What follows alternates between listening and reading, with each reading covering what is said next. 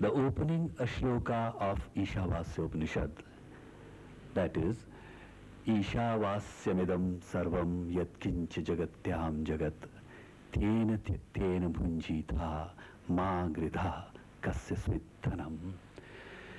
It has been explained by a number of philosophers and thinkers. Do you think there is a hidden meaning in this shloka which you would like to elaborate? Kailash, things like the Ishavasyam are products of such great souls that meaning is inexhaustible. Right. So let people try to get at the meaning, bringing their own experience and intuitions to bear upon them. Now, Ishavasyam is an Upanishad, and the only Upanishad which forms a part of the Veda. It is the last chapter of the Yajurveda.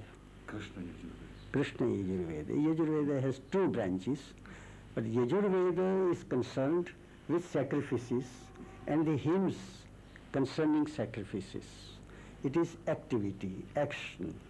So it is in the fitness of things that the Veda should have as its concluding chapter, a chapter on the philosophy of action. Right. So the Ishavasyam is par excellence a philosophy of action. Now, Ishavasyam, that is the mantra, that is the inspired word, or as they said, they saw things, not even heard. Heard or saw. The Rishi is a seer. So what he says is that this whole world is pervaded with the divine. Ishavasyam. He just says one thing. And if you take this, if you believe in this, then all other things will follow from that. What is Ishavasyam? What is pervaded by the divine? Idam, he says, Idam, Kailash. But then the questioner looks at him, what about the other things? So he says, Sarvam. Lovely. This, and he says, everything that is before us.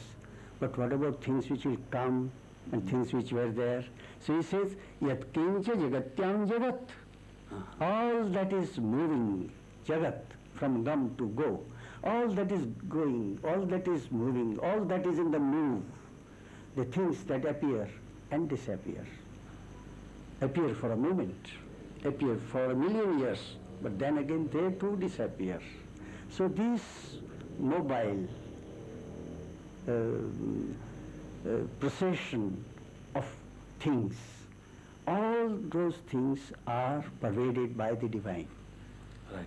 So this is what he wants you to have faith in. Then what is the first conclusion he draws? Tena tyaktena bhunjithaha. Our Shastras are manuals of behavior. Right. They are not tracts of philosophical thinking. They are concerned with achara, implementation in practice. So he says, Tena tyaktena bhunjithaha. You see, you are a human being, you are an animal, a creature, full of vitality. You want to enjoy. The Rishi is very kind to us. So you want to enjoy. But you see, how can you enjoy? You can enjoy only in freedom. Only in freedom. Freedom. And freedom you can get by renouncing the things as things, but enjoying them as pervaded by the divine. But don't you think there is a dichotomy here? That is what he wants you to prepare for. Tena tyaktena. Tena tyaktena. Yes. Having renounced the thingness of things, enjoy the divine in the things. This is what he says. And then next he says, Ma gradaha, don't covet. Ma gradaha. Gridra is the vulture. Exactly. The English word greed and the Sanskrit word grid, they are from the same Indo-European origin. Yes. So don't be greedy, don't be covetous, covet not. What's the reason? Kasya svidhanam, whose indeed is wealth. Why should you covet? Why should you be greedy about wealth? Whose is it? If it is pervaded by the Lord, Right, sir. by the governing spirit which informs everything, which pervades everything, which indwells everything, everything is a habitat for the Lord, for the divine. So if you think so, then whose is it? It belongs to the divine, to the divine. It is yours, it is mine, it is his, it is everybody's. So there is no room for being covetous. So he gives you a freedom of behavior, freedom in living. But then if you arrive at this cognition, Right, sir. at this understanding of the universe and things around you, and you have the feel of the divine in everything, then the most natural corollary would be that you should sit silent. But then the Rishi says in the second verse, Kurvan eveha karmani jiji vishait shatam samaha evam tvai nanyatetosti na karma lipyate nare. Says then is you arrive at the right basis, bhumika of activity.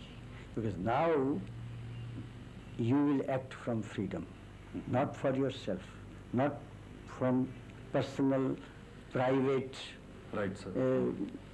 motivation. So this is an Upanishad which leads you to the Karma Yoga and puts you on the right plane of activity. Act you must so long as you are alive. But it also says that one should aspire for 100 years of life or something. That's why does he say? You should not renounce action because you have renounced greed and the will to enjoy in a shallow manner, and you don't want to acquire and possess wealth. But now is the proper stage from which you can act for the whole society.